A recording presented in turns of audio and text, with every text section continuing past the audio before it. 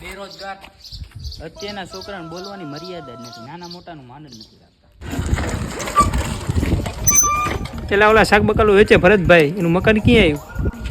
ભરતભાઈ કર એમ તો તમને નહીં જડે. હાલો ને ભલા માણસ મહેમાન ને ગામમાં, હાલો તમને દેખાડી જાવ દે. આમ આગળ જઈએ ને વારી નાખી દે બીજી લઈ લે. તારે કઈ કામ હે તો ક્યાં કામે જડી જવાય? કામ નો જતો 300 માં વહી જવાય જીરું નીણવા. શું મનીષભાઈ, દુકાનમાં મહિને તમે કેટલું પાડી લેતા હશો?